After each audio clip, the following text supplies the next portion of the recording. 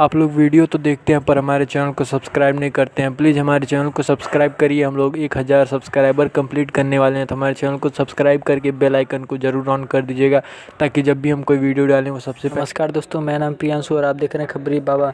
जी हाँ दोस्तों, आज हम बात करने वाले हैं फिल्म सहेलियाँ 3 की।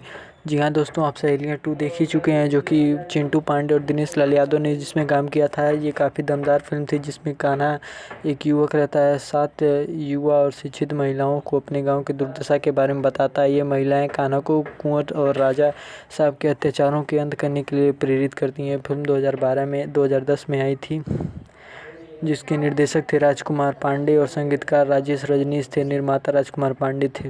तो आप लोग को बता दें, जी हाँ दोस्तों, 7 सहेलियाँ 3 बनाने की तैयारी की जा रही है। जी हाँ दोस्तों, जिसके एक्टर फिर प्रदीप पांडे ही रहेंगे। और आप लोग सहेलियाँ 2 ज़रूर देख चुके होंगे, क्योंकि ये काफ़ी पुरानी फिल्म और दमदार फिल्म थी, जिसमें काम किया था दिनेश लाल यादव और प्रदीप पांडे ने, और साथ ही साथ रानी चटर्जी, पाखी हेगड़े और अंतरा बिस्वा ने थे, और रिंकू घोष। तो आप सबको पता ही होगा कि ये काफ़ी दमदार फिल्म थी। तो इसी का फिल्म 3rd पार्ट बनने जा रहा है, जो कि काफ़ी दमदार होने वाला है। अगर आप लोग भी चिंटू पांडे के फ़ैन हैं तो आप लोगों के लिए काफ़ी नया और अच्छा न्यूज़ है। तो अगर आप लोग को ये वीडियो पसंद आई हो तो लाइक ज़रूर कर दीजिएगा, और चैनल पे नए हैं तो सब्सक्राइब करके बेल आइकन ऑल नोटिफिकेशन पे ऑन कर लीजिएगा।